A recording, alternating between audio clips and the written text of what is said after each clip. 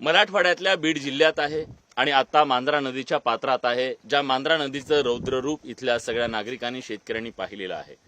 या महापुराच्या नंतर पाणी ओसरायला सुरुवात झाली. पाणी ओसरल्यानंतर गावं पुन्हा वसायला सुरुवात झाली. माणसं गावात येत आहेत, घराची अवस्था बघतायत, शेतीचं विदारक चित्र बघतायत आणि आता सगळ्यांच्या भेटीगाठी सुरू झाल्या. नेते येत आहेत, टीव्ही चॅनलचे कॅमेरे येत आहेत आणि सगळेजण यांची वेदना समजून घेण्याचा प्रयत्न करतायत. मांजरा नदीच्या काठावर आता आपण आहोत, जो काठ काही दिवसांपूर्वी पूर्णपणे पाण्याखाली होता. शेती पाण्याखाली होती, घरं पाण्याखाली होती, गाव पाण्याखाली होतं. माणसं विस्थापित झाली आपल्याच गावातून, आपल्याच भागातून आणि ही सगळी माणसं आज एका आशेनं त्या मंत्रालयाकडे बघतायत, जिथून मदतीचा हात मिळेल आणि साथ मिळेल. या सगळ्यांशी बोलण्याचा आपण प्रयत्न करूया. ही माणसं कशी उभी राहणार आहेत, काय त्यांच्या पुढचं संकट आहे आणि कुठल्या संकटाला ते सामोरे जात आहेत. हे नुकसान झालंय सगळं शेतीचं. आता सोयाबीन होतं 2 एकर, ते पण पाण्यात आहे सगळं.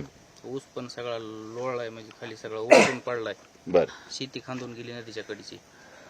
शेतीचं नुकसान झालंय, घरांचं सुद्धा नुकसान झालं, रस्त्यांचं नुकसान झालं आणि या नुकसानातून या शेतकऱ्यांना उभं राहणं किती कठीण आहे. गावच्या पूर्ण परिसरामध्ये होत्याचं नव्हतं झालेलं आहे. रस्ते असो, शेतपिका असो, अगदी अर्ध्या गावामध्ये घरामध्ये पाणी शिरलं होतं. यातून पुन्हा पुन्हा आम्हाला सावरण्याचं बळ मिळो सरकारकडून आणि निसर्गाकडून सुद्धा. वारंवार आमच्यावर हे 3-4 वर्षाला अपडेट येत आहे, प्रत्येक 3-4 वर्षानंतर. त्याच्यामुळे गावाचं पुनर्वसनाची सुद्धा आमची मागणी आहे. त्या बाबतीत सुद्धा शासनाने आमच्याकडे लक्ष द्यावं. गावाच्या पुनर्वसनाची मागणी आहे, कारण ही गावं नदीच्या काठावरती बसलेली आहेत आणि त्यामुळे सगळ्यात जास्त तडाखा या पुराचा या गावांना बसतोय. पण या गावांनी आता जो पूर अनुभवला, भोगला म्हणूया, त्याच्या वेदना सोसल्या, हे किती मोठं नुकसान होतं इथल्या शेतकऱ्यांचं, शेतीचं, वैयक्तिक पातळीवरती. याबद्दल काय सांगा. हा सर, सर्वप्रथम तर मी तुमचं एबीपी माझं स्वागत करतो गावात. नाव ठीक आहे सर. मला थांबा विलास. मला जोपर्यंत माझ्या लहानपणापासून मला आठवत आहे की आजपर्यंत एवढा पूर गावात आलेला नाही आणि इथून पुढे सुद्धा आता कधी येईल ह्याची काही गॅरंटी नाही. पण हे इतकं नुकसान झालंय की तुम्हाला सांगतो, सगळ्या नदीच्या कडीच्या जमिनी सगळ्या दुहून गेल्यात, मातीसहित दुहून गेल्यात. ऊस असा उपटून गेलाय सर. बर, सगळा टोटल आणि विहीर हे सगळ्या टोटल घरात गावात सगळा पसारा सगळा आम्ही बाजावर पत्र्यावर ठेवून झाडावर चढून बसलो आम्ही. इतकी विदारक परिस्थिती ह्या गावाची झाली, हिंगणी खुर्दची, बर. ह्या मांजरा नदीमुळे. तुम्ही कसा जीव वाचवला? जेव्हा आम्ही रात्रीला दिवसा आलं पाणी म्हणून तरी जीव वाचला सर आमचा. नसता तुम्हाला सांगतो, रात्रीच्याला जर पाणी आलं असतं तर किती लोक मेले असते आणि किती काय झालं असतं ह्याची गणतच नव्हती. बरं, पंचनाम्यांना सुरुवात झाली आहे? हा, सुरुवात झाली. पण सर काय आता तुम्हाला मला सांगा ना, 3400 रुपये तुमचं एकरला जर तुम्ही आम्हाला द्यायला लागले सरकार, तर मला सांगा बॅग 3000ला येते.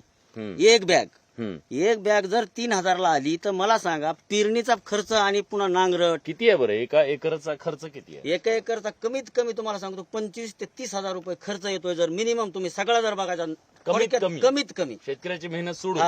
कारण सरकारने तुम्हाला शेतकऱ्याला किती जरी दिलं ना तरी ते काहीच कामाला येत नाही. तुम्हाला सांगतो इतका शेतकरी बी एवढा निभार आहे. पण काय होतं ह्याच्यात तुम्हाला सांगतो, काय आता 3 आणि 4 हजारात काय मिळणार आहे मला सांगा ना. बरोबर आहे. जी मदत आता दिली जाणार आहे एनडीआरएफच्या निकषांच्या नुसार, ती मदत पुरेशी नाहीये. 8,500 ही मदत इथल्या शेतकऱ्याला या संकटातून बाहेर काढू शकत नाहीये. निवडणुकीच्या आधी तरी 13 गेल्या बारीला निवडणूक लागायच्या आधी 13,500 होती आणि आता एवढं नुकसान होऊन 8,500 केली. हे काय सरकारचं काय धोरण आहे का हे?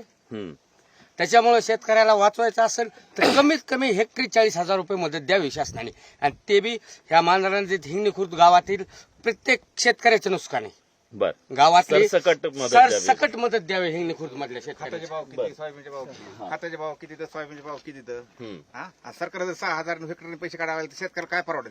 बर, तर आमची मुंडे वस्ती आणि हिंगणी आंधळी वस्ती पलीकडे आमचा 8 दिवस झाला संपर्क तुटला. आमच्या लेकराला शाळेत यायला नाही, कोणाला जेवणाची व्यवस्था नाही, काय नाही. इतकी बिकट अवस्था झाली कारण ह्या पुरामुळे. नदी मुंडे वस्तीला आणि आंधळी वस्तीला तर रस्ता नाहीच. हे एक आम्ही तुमच्या विनंती करून तुमच्या ह्याच्यामार्फत आम्हाला रस्त्याची एक मागणी करतो. आणि इतकी भयानक अवस्था झाली, कमीत कमी 3-4 फूट अशी शेती सरळच खांदू गेलेत, ऊस गेलेत, सोयाबीन गेली, काहीच राहिलं नाही. हो, मी दाखवतो. सरकारचा जो रस्ता आहे तो इथं संपतो. ह्या माझ्या पायाखाली संपतो. इथून नदी सुरू होते, पलीकडे 2 वस्त्या आहेत. त्या वस्त्यांना जायला ना पूल आहे ना रस्ता आहे. नदीतूनच प्रवास करावा लागतो, पण पावसाळ्यामध्ये नदीत पाणी असतं, त्यामुळे या दोन्ही गावात ज्या वस्त्या आहेत त्यांचा पूर्ण संपर्क तुटतो. या पाण्यातनं इथल्या मुलांना शाळेत यावं लागतं, या पाण्यातनं रुग्णालयात न्यावं लागतं, या पाण्यातनं रोजचा चरितार्थासाठी शहराशी जोडून घ्यावं लागतं, अशी परिस्थिती आहे. त्यामुळे ग्रामीण भागातले जे वेगवेगळे प्रश्न आहेत या पुराच्या माध्यमातून पुन्हा एकदा अधोरेखित होत आहेत. इथल्या माणसांची अस्वस्थता, इथल्या माणसांचं संकट किती गहिरं आहे याची जाणीव करून देणारी ही सगळी परिस्थिती आहे. व्हिडिओ जर्नलिस्ट रमेश भटसह विलास बडे, न्यूज 18 लोकमत, बीड. कुठल्या मुद्द्याबद्दल बोलायचं तुम्हाला? पूर्ण गावामध्ये जे थांबा. विकास नाही. गावाच्या विकास सांगतो बोलतो ना. इथं मुंडे वस्ती आहे. मुंडे वस्तीमध्ये रस्ता नाही आणि जे विद्यार्थी आहेत इथं शाळेमध्ये यावं लागतं, त्या विद्यार्थ्यांना रस्ता नाही, त्यांची सगळी हेळसांड होती, त्याबद्दल बोलणार आहे. पण मुंडे वस्तीमध्ये रस्ता व्हायला पाहिजे त्याबद्दल.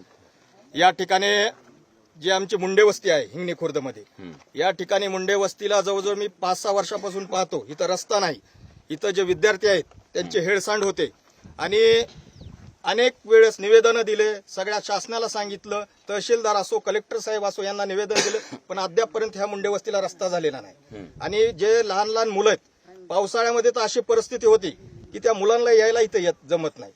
म्हणजे त्यामुळं पहिल्यांदा रस्ता करायला पाहिजे आणि या गावचं पुनर्वसन व्हायला पाहिजे. आणि 1995ला पुनर्वसनचा प्रस्ताव मांडलेला आहे आणि आयुक्त दरबारी तो प्रस्ताव आहे, पण अद्यापर्यंत कुणी लक्ष दिलेलं नाही. बरं, ठीक आहे. आज या गावामध्ये समजा जे नुकसान झालेलं आहे, आता 50-50 हजार रुपये खर्चून आम्ही ड्रिपला एकरी एकरचा 50,000 रुपये खर्च आहे ड्रिपचा. आज जवळपास आमच्या शेकडो एकर जमिनीवरचं ड्रिप आज सगळं वाहून गेलेलं आहे. आणि आज आम्हाला ते बँकाचे लोन आम्ही काढलेत, बँकाच्या मार्फत आम्ही ड्रिप केलेले.